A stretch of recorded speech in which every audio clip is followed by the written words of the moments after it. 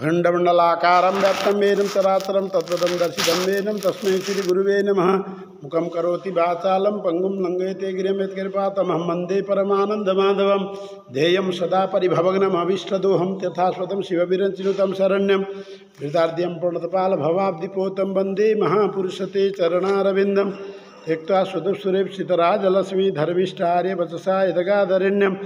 मायामृगं दैत्यसितमन्वदावद् वन्दे महापुरुषते चरणारविन्दं। वन्दे महापुरुषते चरणारविन्दं। त्यक्त्वा स्वदुःसुरेप्सितराजलक्ष्मी धर्मिष्ठार्य वचसा यदगाधरण्यं। मायामृगं दैत्यसितमन्वदावद् वन्दे महापुरुषते चरणारविन्दं। बोलज्ञ पुरुष भगवान की जय। लक्ष्मीनारायण भगवान की जय। खाटू नरेश की जय। राधा दामोदर भगवान की जय। श्यावर रामचंद्र भगवान की जय। राधावर कृष्णचंद्र भगवान की जय। उमापति महादेव की जय। माई मेरी सचिया जोता वाली माता तेरी सदा जय सदा जय। बोलो सच्चे दरबार की जय। अन्नपूर्णा मैया की जय। तुलसी मैया की जय। जय जी। शौनकादि ऋषियों ने सूत जी महाराज से पूछते हैं, शौनकादि ऋषि शौनकादि सूत जी से पूछते हैं, 88,000 ऋषिगण सूत जी महाराज से पूछ रहे हैं कि हे सूत जी महाराज, कार्तिक मास में तुलसी का महात्म्य संक्षेप में या विस्तार में आप हमसे कहिए। तुलसी क्या चीज़ है, कैसे बनी है, क्यों पूजा किया जाता है, क्या विधान है पूजा करने का, उसके विषय में उसका विस्तार बताइए। तो सूत जी महाराज कह रहे हैं कि हे शौनक जी, हे 88,000 ऋषियों, मैं तुम्हें पुरानी इतिहास सुनाता हूँ। यही पृथु नामक राजा ने नारद जी से यही पूछा था। पृथु राजा के गुरु थे नारद जी। उन्होंने पृथु नामक राजा ने नारद जी से पूछा था। जैसा उन्होंने इतिहास प्रसंग करके कहा सो मैं आपसे कहता हूँ। जब पृथु राजा ने नारद जी से पूछा कि तुलसी का महात्म्य क्या है, तो उस समय जब पृथु राजा को नारद जी ने जो चीज़ बताई थी वो मैं हूबहू आपको बताने जा रहा हूँ। पृथु नामक राजा नारद जी से बोले कि आपने कार्तिक का विस्तृत व्रत और कार्तिक में तुलसी के मूल में जो भगवान विष्णु की पूजा का महात्म्य मुझसे कहा था। पहले बोला था ना, तुलसी की सेवा करना, आंवले में जल चढ़वाना, पथवारी पूजना, ऐसे कहा था ना। तो उसी में से इन्होंने पकड़ लिया। अब तुलसी के मूल में जो भगवान विष्णु की पूजा का महात्म्य आपने जो कहा था, हमें सुनने की इच्छा करते हैं। हे प्रभु, आप इसका इतिहास विस्तार पूर्वक हमें समझाइए। नारद जी ने कहा, इस तुलसी में भगवान की प्रीति से अधिक कैसे पैदा हुई। अब यह तुलसी सबसे प्यारी है ना भगवान की लिए तुलसी। भगवान नारायण के लिए तुलसी सबसे प्यारी कैसे हुई। ऐसे सुनने से नारद जी बोले, हे राजन, सावधान होकर सुनो, तुलसी का सब महात्म्य इतिहास पूर्वक मैं कहता हूँ। पूर्व काल में अप्सराओं के सहित इंद्र शिव जी को देखने के लिए कैलाश पर्वत में गए थे। अब कहानी शुरू होती है। पहले देवताओं का राजा कौन है? इंद्र। देवताओं का राजा इंद्र। अप्सरागण, देखो इंद्र के यहाँ होती हैं अप्सराएँ, खूब नाचती हैं, नाचना खूब आता है उनको। अप्सराओं का नाच देखते रह जाते हैं लोग। तो अप्सराओं से सेवित होकर के देवताओं को साथ में लेकर के वो जो है शिव जी को देखने के लिए कैलाश पर्वत में गए। जब कैलाश पर्वत में पहुंचने ही वाले थे, तो वहाँ पर उन्होंने कैलाश में जाते समय वहाँ पे भीमकर्मा भयंकर नेत्र वाला एक पुरुष को देखा। जैसे ही कैलाश पर्वत के गेट में पहुंचने वाले थे, तो वहाँ पे बीच में एक भयंकर बड़ा शरीर है यमराज की तरह। यमराज कैसे कहते हैं? 32 योजन ऊंचाई होती है। 32 योजन, 1 योजन में होते हैं 2.5 किलोमीटर, लगा लो कितने हुए, 32 योजन, इतने ऊंचे और जो गांव में कुआं होती थी ना, कुआं, इनार बोलते हैं, क्या बोलते हैं, उस कुएं के द्वारा तो उनके आँख होते हैं, इतने बड़े आँख इतने बड़े हैं जिसके, शरीर कितना बड़ा होगा, और काला काला शरीर, डरावना जी, लाल लाल नेत्र से देखते ही डर लगता है। ऐसा भयंकर डरावना भीमकर्मा भयंकर नेत्र वाला एक पुरुष को उन्होंने देखा, और उन्होंने देखने के बाद पूछा कि तू कौन है। अब रास्ते में अड़ गया ना, आगे महादेव के दर्शन के लिए जा रहे थे तो रास्ते में अड़ गया, तो बोले तू कौन है, शंकर जी किधर गए, अरे भोलेनाथ जी कहाँ हैं, तू कौन है जो मेरे रास्ते में आके खड़ा हो गया। खड़ा भी ऐसे हुआ पूरा रोड कैप्चर कर लिया उसने, कहीं से निकलने की जगह नहीं है, इतना मोटा मोटा तगड़ा है, लंबा चौड़ा। तो उन्होंने पूछा कि मैं शिव जी से मिलने के लिए आया हूँ, शिव जी किधर मिलेंगे, और तू कौन है जो हमारा रास्ता रोकला है। ऐसे बार बार पूछा, वो फिर आदम की तरह पड़ा हुआ है, सुनता ही नहीं। एक तपस्या करके बैठा है कोई, ध्यानस्थ है, तो उसके पास हम जाके जितने भी चिल्लाओ। राजा परीक्षित श्रृंगी ऋषि के आश्रम में गए थे, श्रृंगी ऋषि के आश्रम में जा कर के उन्होंने कहा मैं इस देश का राजा हूँ, परीक्षित राजा परीक्षित हूँ, मुझे बहुत जोर की प्यास लगी है, मुझे पानी कौन पिलाएगा, मेरा को अर्घ कौन, राजा आता है तो अर्घ दिया जाता है, मेरे को अर्घ कौन देगा। ओ महाराज सुनते हो या नाटक कर रहे हो, ऐसे चिल्ला रहे हैं राजा परीक्षित, ऐसे चिल्ला रहे हैं श्रृंगी ऋषि के सामने। और वो तो ध्यानस्थ थे, तो ध्यान में गया, वो क्यों सुनेगा, नहीं। तो लास्ट में बाहर निकले तो उन्होंने क्या देखा, एक मरा हुआ सांप देखा रास्ते में, मरा हुआ सांप देखा तो वही सांप उठा करके, तीर से वही सांप उठा करके ले आए और राजा परीक्षित के गले में जा करके डाला है, डाल के चल पड़े घर की ओर, अपनी राजधानी की ओर चल पड़े। तो राधे ऐसा ही अब वो पुरुष जो है सुन ही नहीं रहा है, कितना ही भी बोल रहा है, इंद्र धमका के बोल रहा है, वो भयंकर भीमकर्मा, तो सुन नहीं रहा है क्या। बार बार पूछे जाने पर भी वह नहीं बोला। तब क्रुद्ध होकर के उसके धमका करके इंद्र जी ने कहा, अरे मूर्ख, मैंने तुझे मैंने जो पूछा तू उत्तर क्यों नहीं देता, कितनी बार पूछ लिया, क्या तू गूंगा है, ऐसे बोल रहे हैं, क्या तू गूंगा है, क्या तेरे में घमंड है, क्या तूने मुझे नहीं पहचाना। वो तो राजा है, देवताओं का राजा है, कुछ भी आदेश दे सकता है देवताओं को, ठीक है जी। घूर घूर करके देख रहा है, बोलता कुछ नहीं है। तूने मेरे प्रश्न का उत्तर भी नहीं दिया, मैंने कितनी बार पूछा, तूने उत्तर क्यों नहीं दिया। इससे हे दुर्मते तुझे वज्र से मारता हूँ। अब बहुत बड़ा वज्र, इंद्र का वज्र बहुत फेमस है, भगवान श्री कृष्ण जी का चक्र, भोलेनाथ जी का त्रिशूल, शस्त्र में, हथियार में गणेश जी की अंकुश। ये कैमरा ढक जाएगा, सुन रहे जी, ये हथियार जो है उनके बहुत फेमस है। तो क्या बोले कि तुझे अब मैं वज्र उठा करके मारूंगा, तब पता चलेगा कि भाई तूने उत्तर क्यों नहीं दिया और मैं कौन हूँ। इसलिए तेरे रक्षण करने के लिए कौन आता है।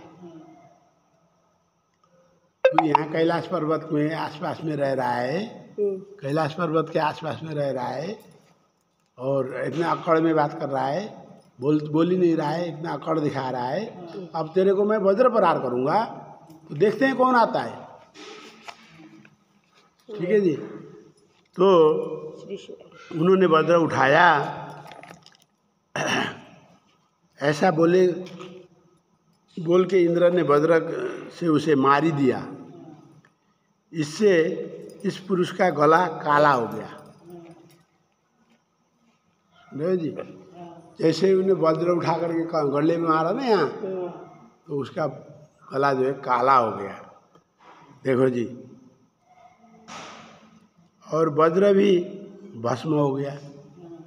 लो जी, दो तरफ ही नुकसान हो गया। उस विशालकाय पुरुष का तो गले में काला हो गया, काला धब्बा बैठ गया। हाँ, और इंद्र का भस्म जो है, वो जो वज्र था वो भस्म हो गया। भस्म करने वाला कितना पावरफुल इंसान होगा, कितना शक्तिशाली होगा। ठीक है जी। उधर उसका वस्त्र भी भस्म हो गया। उसके पीछे रुद्र जी मानो अपने तेज में जलते हुए क्रोध, रुद्र तेज भगवान शिव जी तेज को जब भगवान क्रोधित होते हैं तो भगवान के तीसरा नेत्र खुलता है। 3 नेत्रों से आग की ज्वालाएं निकलती है। 3 नेत्रों से आग की ज्वालाएं निकलती हैं और उसके बाद शरीर से आग निकलता है। इतना आग निकलता है, इतना भयानक अग्नि ज्वाला निकलती है कि सारी धरती कांप उठती है। देवताओं में खलबली मच जाती है। सुन रहे हो जी? धरती कहती है मैं सहन नहीं कर पा रही हूँ, मुझे बचाओ, मुझे बचाओ। वो फिर नारायण के पास जाती है। ऐसे ही जब अपने तेज में जलते हुए क्रोध किया, जब रुद्र रूप दिखाया, तो बृहस्पति समझ गए कि ये तो साक्षात भोलेनाथ हैं। फंस गए आज। क्योंकि जहाँ राजा जाता है उसमें कुलगुरु भी साथ में जाते हैं, सेनाएं भी जाती हैं, उसके अब नाचने वाली तो जा रही हैं, अफसराएं साथ में, तो और कोई छोटा मंत्री भी जाता है। तो इसलिए क्या कह रहे हैं, तो ये तो साक्षात शिव जी हैं, पता चल गया। जैसे ही बृहस्पति जी को पता चल गया कि ये तो भोलेनाथ जी हैं, तो वो हाथ जोड़ करके आगे आ गए। अब गुरु ही बचा सकता है। देखो, गुरु शिष्य से संताप हारी नहीं। जब शिष्य फंस जाता है किसी मुसीबत में, तो गुरु क्या करता है, बेड़ा पार करता है। इसीलिए गुरु बनाया जाता है कि हमारे पास इतना ज्ञान नहीं है जिससे हम इस भवसागर के बंधन से मुक्त हो सके। ठीक, तो उसमें से निकलने का रास्ता चाहिए हमें। वो रास्ता कौन दिखा सकता है? गुरु दिखा सकता है। तो गुरु, सच्चे गुरु मिले तभी तो गुरु बनाया जाए। तो क्या कहा, बृहस्पति जी उसके गुरु जी हैं। देवताओं के गुरु जी कौन है? बृहस्पति जी हैं। तो बृहस्पति जी को देखते ही हाथ जोड़ करके बृहस्पति जी ने देखते ही हाथ जोड़ करके इंद्र के सामने खड़े हो गए। दंडाकार, दंडवत प्रणाम करना। लेडीज को घुटने टेक के करना चाहिए, पुरुषों को लेट के करना चाहिए। साष्टांग दंडवत बोलते हैं उसको। ठीक है जी। झुक करके, दंडाकार होकर के झुक करके स्तुति करने लगे। हे प्रभु, बहुत बड़ी भूल हो गई, बहुत बड़ी गलती हो गई। देवादिदेव त्र्यंबकम, ये भोलेनाथ जी के नाम है। देवताओं के भी देवता हैं, इसलिए उनका नाम महादेव कहा गया। संस्कृत में उसको बोलते हैं देवादिदेव। आदिदेवों के भी देव, इसलिए वो महादेव हो गए। आप त्र्यंबकम हैं, आप कपर्दी हैं, आप त्रिपुरासुर हैं। त्रिपुर, 3 पुरों को एक ही बाण में वध कर देने वाले, स्वाहा करने वाले। उन राक्षसों ने शर्त रखा था कि परमा जी से हम ऐसे आकाश में 3 पुर बनाएंगे। कहाँ पे? आकाश में। बताओ, लटक रहे जैसे लगते हैं, नीचे से देखोगे तो। 3 पुर बना दिया। ठीक है जी। 3 पुर में तीनों राक्षस रहने लगे। और उस त्रिपुरा का सुर जो था, त्रिपुरासुर, उसको मारने वाले हो आप। एक ही बाण में क्या लगा, जब प्रलय का समय आएगा उस समय 1 सेकंड के लिए जो समय मिलेगा, उस समय के अंदर एक ही बाण से तीनों महल हमारे राजधानी, तीनों राजधानी अगर कोई भेद कर देगा तो वही जो है हमें मार सकता है, नहीं तो कोई नहीं मार सकता। ऐसी इच्छा ली थी, वर मांगा था। तो त्रिपुरासुर को मारने वाले, अंधकासुर को मारने वाले, नाश करने वाले, आपको मैं प्रणाम करता हूँ। अरूप हो, स्वरूप हो, शंभु पिनाकी हो, क्या कह रहे हैं, कभी तो अपने रूप में आ जाते हो, कभी शिवलिंग रूप में आ जाते हो, कभी आपका रूप ही नहीं है, निराकार रूप में आ जाते हो आप, कभी अरूप हो, कभी स्वरूप हो, कभी रूप में आ जाते हो। भोलेनाथ जी भांग पीते हुए भोलेनाथ जी बन के आते हो, कभी तपस्या करते हुए भोलेनाथ जी पीछे देखो, फिर परिवार के साथ हैं खड़े हैं, देखो फिर पीछे देखना ऊपर, परिवार के साथ भोलेनाथ जी मजे ले रहे हैं। तो इनकी लीला अपरंपार है, ये कुछ भी बन सकते हैं, कुछ भी कर सकते हैं। आप यज्ञ विध्वंस करता हो हैं। पार्वती से पहले इनकी धर्मपत्नी थी, पता है कौन है? पता ना नाम क्या है? शिव जी की पत्नी नहीं, सती। हाँ सती जी, हाँ सती जी का वहाँ हरिद्वार जाते हो ना आप, कनखल में बहुत बड़ा दक्ष मंदिर है। भगवान दक्ष के यज्ञ मंडप में माँ सती जो है सती हो गई थी। तो उस समय भगवान शिव जी ने रुद्र रूप, ऐसे ही काला भयानक रुद्र रूप लेकर के, भैरव का रूप लेकर के, भैरव और काली का रूप धारण करके जा करके उसका यज्ञ का विध्वंस किया था। इसलिए उनका नाम हो गया यज्ञ विध्वंसकर्ता, यज्ञ फलदाता। यज्ञ में फल देने वाले कौन है? रुद्र। आपको बार बार मेरा नमस्कार है। कालांतक, बर्मा का सिर काटने वाले, काल रूप भी आप ही हो, शमशान में बैठने वाले भी आप हो, हैं? हाजिरी देनी पड़ती है। क्या कहा? जो कोई मरेगा, ठीक, जब जन्म लेता है तो भगवान विष्णु की हाजिरी से जन्म लेता है कि प्रभु अब मैं क्या करूं, कह के आता है। पाप खत्म होने के बाद इंसान नरक से पाप खत्म होने के बाद या स्वर्ग से पुण्य खत्म होने के बाद वो इंसान भगवान विष्णु के पास आता है। अब मेरे को क्या आज्ञा है, बोलो जी। तो वो कहते हैं तू ने बहुत खोटे कर्म करे थे, इसलिए तू नीच कुल में चला जा, नीच कुल में जाकर के जन्म ले। अब तो स्वर्ग से आया है कोई, तू उच्च कुल में अच्छे कर्म करे थे तूने, तो उच्च कुल में जाकर के जन्म ले, ब्राह्मण के घर में जन्म ले, ऊंचा कुल हो, किसी प्रकार की परेशानी न हो, ऐसे कुल में जाकर के पैदा हो। वो आशीर्वाद देते हैं, आदेश देते हैं, उसी अनुसार जीव को काम करना पड़ता है। ठीक। अच्छा, मेरे पास एक नौकर है मान लो, तो नौकर को मैं क्या कहूँगा? हाँ भाई जा 10,000 ले जा करके बैंक में जमा कर दे, 200 रुपया ले जा करके सब्जी खरीद के ले आ, और सब्जी में अच्छे अच्छे टमाटर, अच्छे अच्छी सब्जी छाँट के ले आई हो। कहूँगा तो वही करेगा, नहीं करेगा? वही मानेगा ना? नहीं मानेगा, नहीं करेगा तो कल निकाल देंगे। ऐसे ही भगवान विष्णु जी को तो हम नौकर है, दास है, नौकर नहीं कहते, यहाँ बोलते हैं दास, दासी। हम भगवान विष्णु के दास हैं, तो उनकी आज्ञा का पालन तो हर कोई करेगा। तो क्या हुआ कि आप कालांतक हो और सिर, वर्मा जी के सिर को काट देते हो आप। एक बार उन्होंने भगवान विष्णु की परीक्षा लेने चले गए वर्मा जी, नियत थे, विष्णु जी बैठे हुए थे, गए। उन्होंने सोचा ये कोई विष्णु थोड़े है। अब भगवान जी को भी देखो, भगवान विष्णु जी वर्मा जी को भी, शिव जी को भी बार बार थोड़े दिखाते अपना रूप। जब कहीं सम्मेलन हो रहा है तो बोले भगवान एक रूप में थे, सुन रहे हो?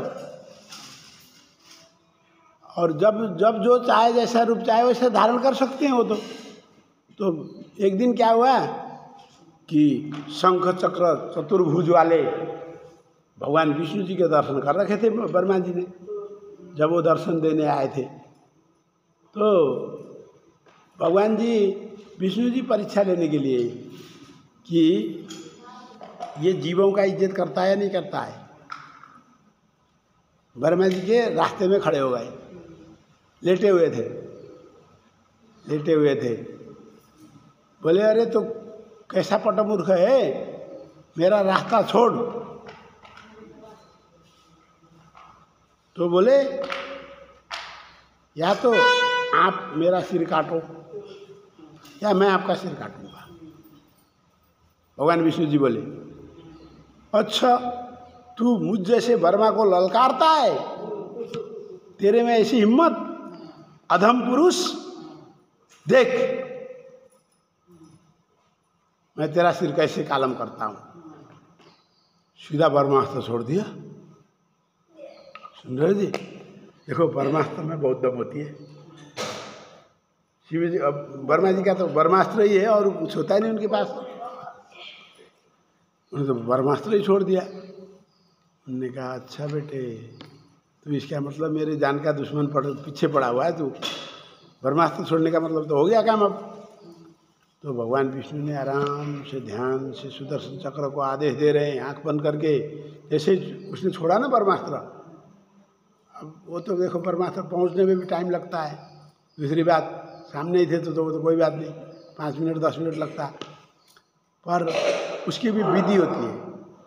जब ब्रह्मास्त्र छोड़ने के लिए तैयार होता है इंसान, तो लगभग 15-20 मिनट तक उसमें मंत्र जाप करके, फू करके, हैं।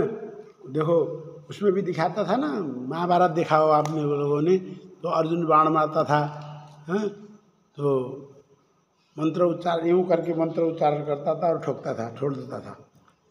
तो ऐसे ही विधि होती है, तो विधि करने लग गए। अब ये तो मारेगा भाई, ये तो ब्रह्मास्त्र छोड़ेगा। तो भगवान जी ने आंख बंद करके कहा हे सुदर्शन चक्र, जैसे ही ये ब्रह्मास्त्र छोड़े तो इसको अपने काबू में कर लो। ब्रह्मास्त्र को अपने काबू में करके आप इसको उठा करके मेरे धाम ले जाओ। भगवान ने आदेश दिया। फिर उसको वहाँ ले जा करके ऊपर ले जाके निस्तेज, इसके सामने निस्तेज मत करो, नहीं तो समझ जाएगा विष्णु है कहेंगे। फिर उसके बाद आके ना इसका सर सिर कालम करो, तब तक मैं इससे वार्ता करता हूँ क्या बोलता है। उसके बाद मैं दूसरा आदेश दूंगा तो आप आकर इसका सिर कलम कर देना। फिर उनकी माया है, बनाने वाले तो तुरंत बना देंगे। फिर तो सुदर्शन चक्र आया, जैसे उसने ब्रह्मास्त्र छोड़ दिया, सुदर्शन चक्र ब्रह्मास्त्र को अपने काबू में करके ले गया और ले गए स्वर्ग में ले गया। स्वर्ग में ले जा करके उसको वहाँ पे निस्तेज कर दिया, शक्तिहीन कर दिया। उसके बाद क्या बोले, आदेश की इंतजार करा। वर्मा से अब वो तो कामयाब नहीं हुआ ब्रह्मास्त्र, तो अब डिस्कस शुरू हो गए शुरू में। अरे तू मायावी है, छली है। देखो छल करने वाले जो राक्षस होते हैं वो भी थोड़ी देर के लिए बड़ी बड़ी शक्ति को भी छल करके छुपा सकते हैं। तू तो मायावी है, तू तो छली है, छली के लिए मेरे पास और भी उपाय है। अभी तक नहीं पहचाना उसने कि भगवान विष्णु है। अरे मूर्ख, इतना देर से मैं तेरे को शिक्षा दे रहा हूँ, तू नहीं समझ में आ रही है तो ले। मन में जो ध्यान करके सुदर्शन चक्र को बोला इसका सिर कालम करो और सिर जिंदा रहना चाहिए। जैसे भगवान विष्णु सिर कालम करते हैं, ठीक है, तो सिर कालम करने के बाद भी बातें होती है, वो शक्ति देते हैं ना प्रभु। ये खाटू नरेश जी क्या है, बर्बरी को क्या हुआ था, वो बोले मुझे तेरा सिर चाहिए। श्री कृष्ण भगवान ने कहा तेरा सिर चाहिए। बोले सिर तो ले लो जी, पर मेरी तमन्ना थी युद्ध देखने की, मैं क्या करूं। कोई नहीं, तेरा सिर बोलेगा, तेरा सिर देखेगा, तेरा सिर सुनेगा, तेरा सिर सब काम करेगा, बस सिर में धड़ नहीं होगी तेरे पास और सब कर्म तेरे पास होंगे। तो ले लो। तुरंत अपना गला काट करके दे दिया था श्री कृष्ण भगवान को और वो जीवित ही रहा है। सिर जीवित रहा, ऊपर पीपल के पेड़ के ऊपर रख दिया सिर को। 18 दिन तक युद्ध चला, 18 दिन तक युद्ध देखा। उसके बाद 22वें दिन में जो है आए भगवान श्री कृष्ण पांडवों को लेके। वहाँ आकर के क्या कहा, हे बर्बरिक, मैं तुमसे सवाल करना चाह रहा हूँ, 3 सवाल पूछूंगा। क्या आपने युद्ध देखा? बोले हाँ देख लिया। युद्ध में आपने क्या देखा? बोले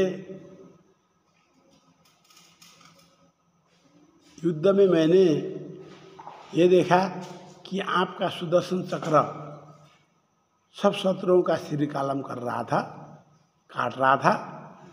और द्रौपदी जो है माँ काली का रूप धारण करके, द्रौपदी थी वो, क्योंकि उससे पहले मैंने द्रौपदी देखा। द्रौपदी तुरंत काली का रूप धारण करी और खप्पर लेकर के जा करके, जैसे ही सुदर्शन चक्र उसको कालम का सिर कालम करता है, तुरंत लहू लेकर के, खून लेकर के वो पान कर रही थी दुश्मनों का खून।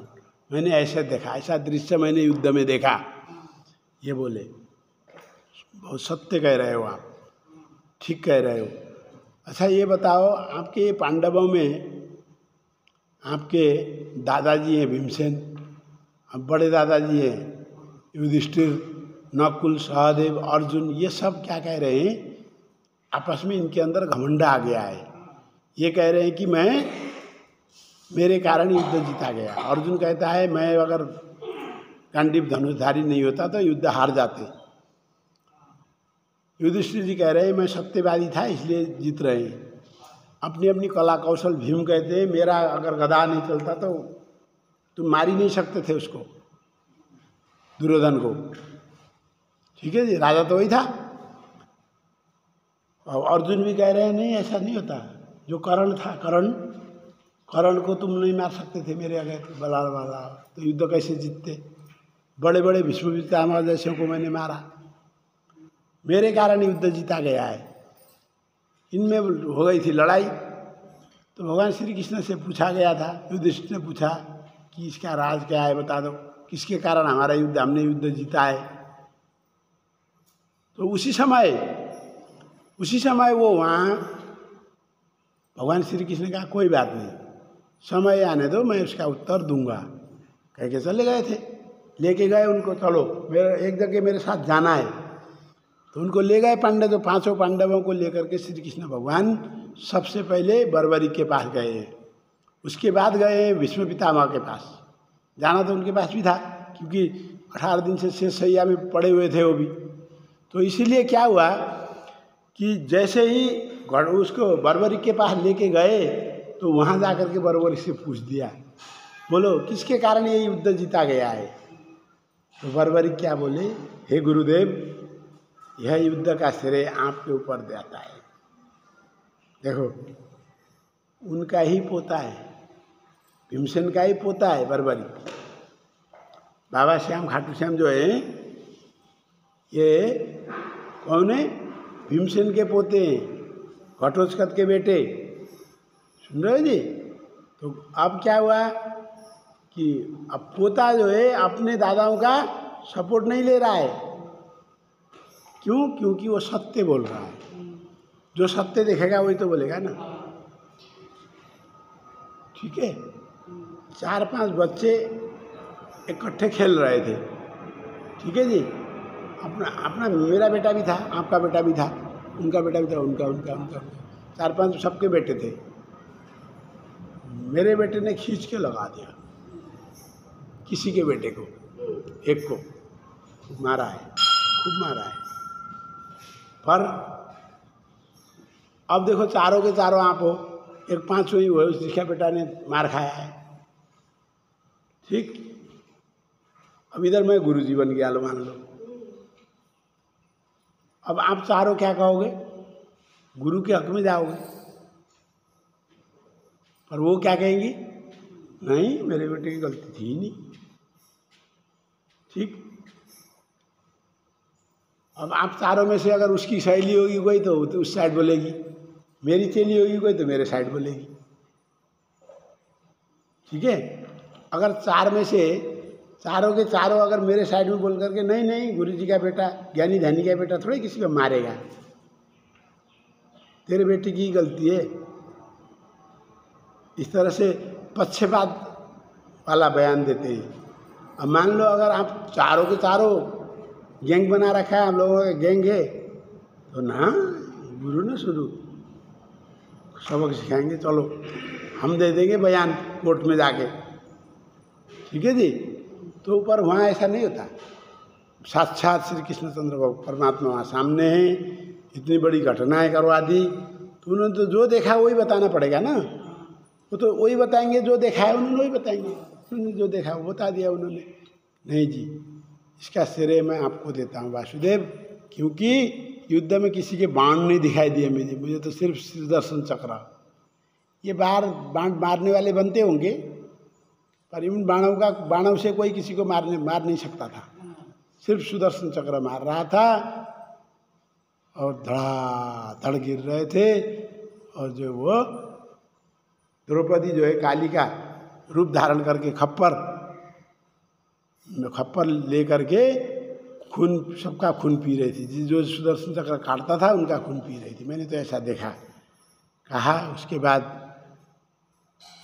भगवान जी ने उसके सिर को वहाँ से अपने हाथ में लिया, हाथ में लेने के बाद बोले देखो अब कलयुग आने वाला है, कलयुग में अब महाभारत तो कर दिया मैंने, महाभारत में कलयुग कर, अब महाभारत कर दिया, कलयुग आने वाला है, कलयुग में मैं इस धरती पर धराधाम पर नहीं रहूँगा, इसलिए आपको मैं जहाँ भेज रहा हूँ आप वहीं जाओ, और लोग आपकी पूजा, जितना कलयुग बढ़ता जाएगा उतनी आपकी ज़्यादा पूजा होगी, और लोग आपको क्या बोलेंगे, मेरे नाम से पूजा करेंगे।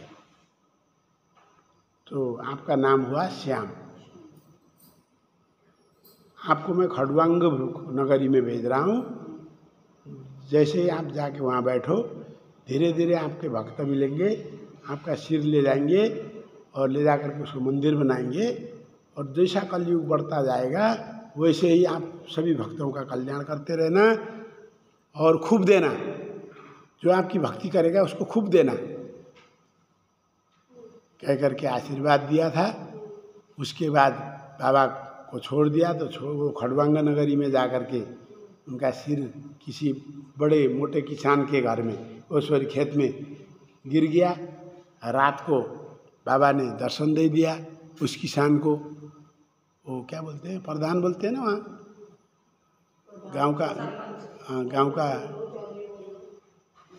गांव का जो सरपंच होता है ना, ऐसा देखो अमीरी होता है वो भी, ठीक है जी, बुद्धि भी होती है उसकी, अमीर भी होता है। और सरपंच का कहना हर कोई मानता है, मानना पड़ता है।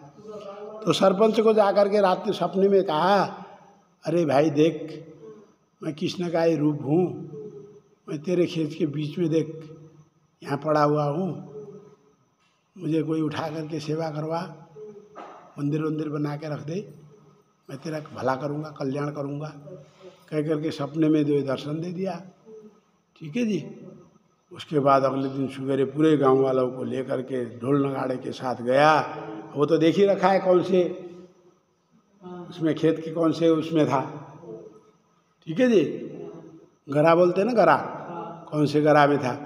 तो वहाँ जा कर के देखा तो बाप रे बाप, साथ साथ चमकता हुआ कृष्णचंद्र भगवान का था, ठीक है जी, चमकता हुआ शीश उसको मिला और बोलता हुआ शीश था वो।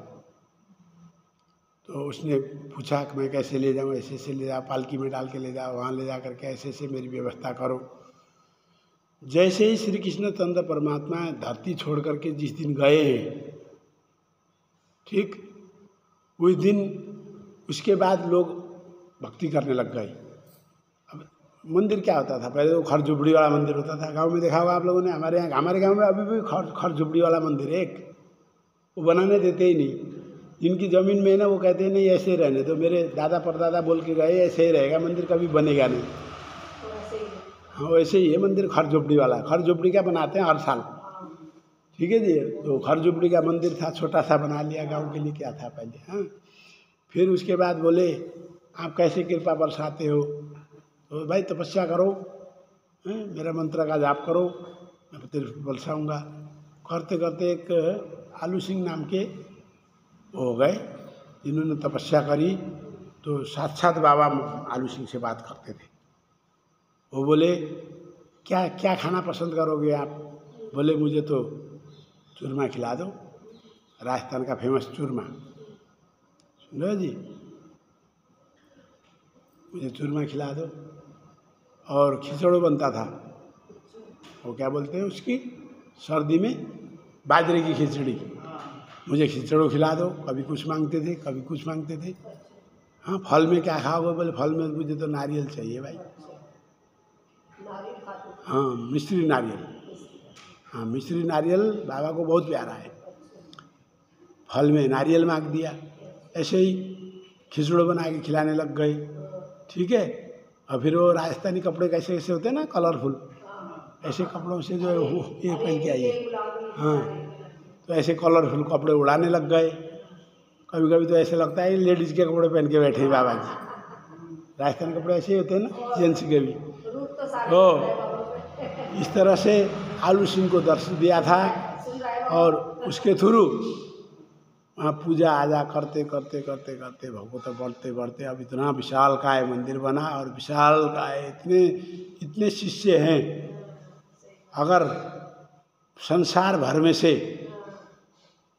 देखो, संसार भर के मुसलमान मक्का मदीना दर्शन करने जाते हैं, पता है आपको, संसार भर से जाते हैं, हर देश से आते हैं। ऐसा ही अगर संसार भर से श्याम बाबा के भक्त अगर खड़वांग नगरी में आ जाए ना, तो धरती में भी कांप उठेगी।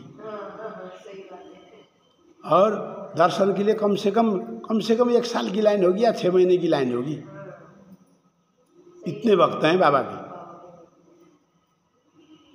लो जी। हाँ, और इसको कुछ नहीं चाहिए, इसको चाहिए क्या, एकादशी को कीर्तन करो, या कीर्तन होता है तो पास के मंदिर में कीर्तन में जाओ, और द्वादशी का प्रसाद जरूर खाना है। एकादशी का कीर्तन करा और द्वादशी का प्रसाद नहीं खाया तो वो आशीर्वाद नहीं मिलेगा। नो, आपको संकट हरना है, एकादशी का कीर्तन अटेंड करो, और द्वादशी को आकर के चाहे थोड़ा क्यों न मिले, चाहे 1 चम्मच मिल जाए, वो प्रसाद खा लो, आपका बेड़ा पार हो गया, बाबा ने कल्याण कर दिया, बल्ले बल्ले कर दिया, ठीक है। और ऐसे ऐसे लोगों का उद्धार कर दिया। क्यों, किस क्या कहा था उसने, अपनी दादी से बोल के आया था, माँ को बोल के आया था कि मैं युद्ध क्षेत्र में जाना। बेटे तू तो बच्चा है, बोले नहीं जाऊँगा। क्या करेगा, लड़ेगा, लड़ूंगा। है तू तो अपने दादाओं के पीछे में लड़ना, बोले नहीं, मुझे वरदान मिला है, मैं हारे का सहारा हूँ, जो हारेंगे उसको जिताऊंगा, जो हारेगा उसको जिताऊंगा। तभी तो श्री कृष्ण भगवान ने इसका परीक्षा लिया था, क्या इसके वाणी सत्य है, तो सत्य मिला, तभी तो सिर मांगा उन्होंने। तो मन की मनोकामना पूरी कर देता है किसका, जो संसार में सब चीज से हार चुका होता है, जिसका सहारा, किसी का कोई सहारा नहीं है, अब डूबने वाली है नैया, बस यहाँ तक चाहिए पानी, यहाँ तक भी आने की जरूरत नहीं है, यहाँ आते ही तो मर गया। बस यहाँ से ऊपर जैसे ही पानी जाता है तो उसको बोलते हैं डूबा हुआ, अब डूब गया भाई। तो यहाँ तक पानी हो ना, कोई बात नहीं, कुछ नहीं हुआ है। हम डरते हैं, घबराते हैं, तो घबराना नहीं चाहिए। जब पानी बढ़ते बढ़ते नाक के पास आया, सांस लेना मुश्किल हो गया, अब यहाँ पहुँचा, इसका मतलब अब गया भाई। बोलते हैं लोग पानी सिर से ऊपर आ चुका था, गलत बात है, नाक से ऊपर आ चुका था, नाक से ऊपर आते ही बंद हो गया, स्वाहा हो गया। सुन रहे जी, इसलिए कर्जा इतना हुआ, इतना कर्जा हुआ, इतना कर्जा हुआ कि वो डूब रहा है। तो सच्चे दिल से बाबा श्याम के पास आकर के, चाहे इतना सा चूरमा बना के लाए, चाहे एक मिश्री और नारियल ले आए, ठीक है, और ला करके श्रद्धा के साथ भोग लगा कर कहे बाबा मैं आज हार गया, मेरे बस में अब कुछ नहीं है सिवाय मौत के, मैं फांसी खाने जा रहा था, सोच रहा था फांसी खाऊं, जहर खाऊं, बेटा सीट पे खा लूं, हैं, पर मेरे मन में आया सब हारे का सहारा बाबा श्याम हमारा बोलते हैं। मेरे मन में आया क्या पता श्याम बाबा मेरा भी सहारा बन जाए, इसलिए जो है मैं आपकी शरण में आया हूँ प्रभु, कह करके शरणागत। ये नहीं कि अपना स्वार्थ पूरा हो गया तो फिर बाय बाय कर दिया, उसको तो फिर दूसरी बार खबर भी लेते, सुन रहे हो। हमेशा बाबा का दास बन गया, बाबा का चेला बन गया, वो बन जाता है, फिर ऑटोमेटिक बन जाता है। अरे कैसे कैसे लोगों को मैंने यहाँ देखा जी, 7 करोड़ रुपया में डूबा हुआ पार्टी आया एक बार मेरे पास, यहाँ मतलब बाबा के पास, बोला महाराज जी ये हाल है। मैंने कहा भाई मैं तो वही हूँ, देख मैं तो अंदर बात रख दे सकता हूँ, मैं गद्दी में मैंने बात रख दी। तो बोले 1.5 साल लगेगा, जो गद्दी की आदेश होगी वही काम करना होगा तेरे को। बोल तैयार है? बोले मैं कुछ भी करने को तैयार हूँ। अब पानी सिर से ऊपर चला गया है, कहता था वो। तो फिर बाबा ने नियम बताया उसको, क्या करना है, कहाँ जाना है, कैसे कैसे उपाय करना है, ये सब बिल्कुल डेली उसी हिसाब से करते रहना है, उसको छोड़ना नहीं है। और 1.5 साल में तो कर्जा फ्री हो जाएगा। 1.5 साल भी नहीं लगे, 14-15 महीने में साफ जब देता है तो क्या कितना देर लगता है,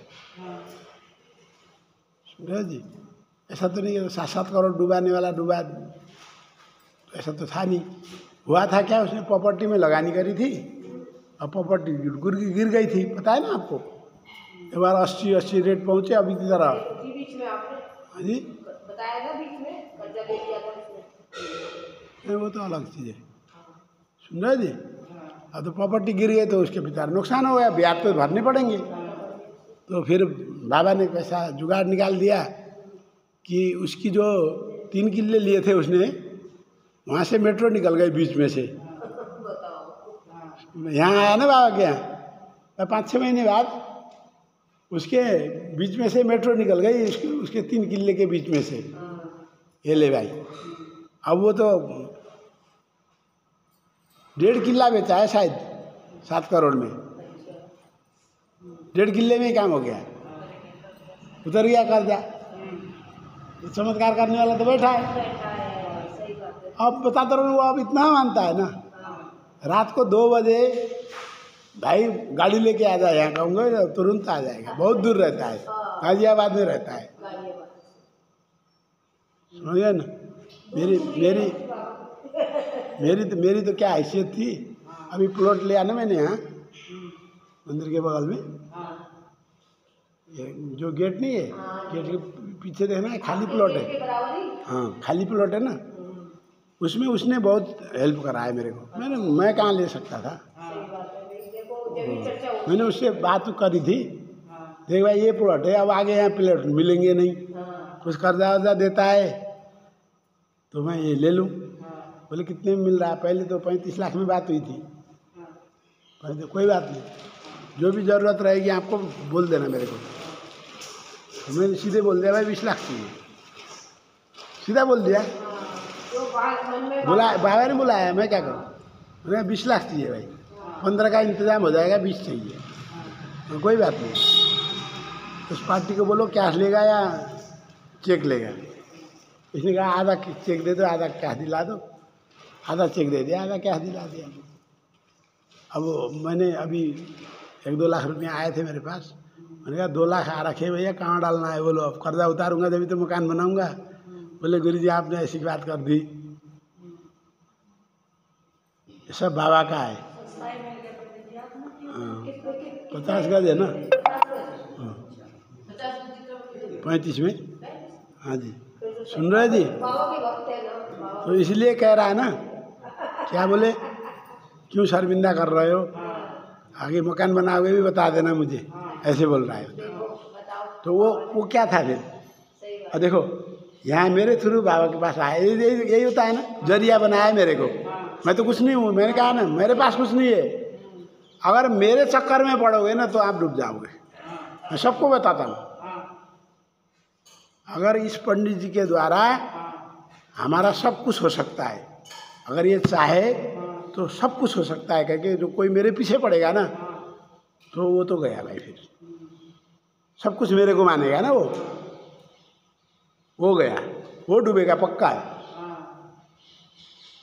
ठीक, एक गुरु गोविंद दो खड़े काके लागू पाए। उस समय क्या कहा था भगवान ने? क्या कहा? भाई मेरे को मिलाने वाला तो तेरा गुरु है, मेरे से तो बड़ा तेरा गुरु हो गया तेरे लिए, तो इसलिए पहले गुरु के पाँव छू।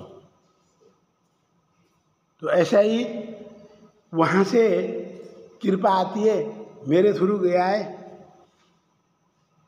देता तो वही देने वाला, मेरे को भी उसी ने दिया है, पहले उसको दिया। क्या बोलते पता है? वो ग्राह की कहानी आती है ना भागवत में, मगरमच्छ और हाथी है नी, उसकी कहानी आती है। तो जब भगवान ने सुदर्शन चक्र से उसको उठाया, बाहर ला करके सबसे पहले ग्राह का उद्धार कर दिया, फिर तब जा करके हाथी का उद्धार करा। भक्त बुलाया किसने था? हाथी ने बुलाया था ना। तो उसी समय एक क्वेश्चन कर दिया भक्तों ने, ये क्या लीला करते हो आप? जिसने बुलाया उसका उद्धार नहीं कर रहे हो, जो उसको डस रहा है, जो उसको तंग कर रहा है, उसका उद्धार पहले कर दिया आपने।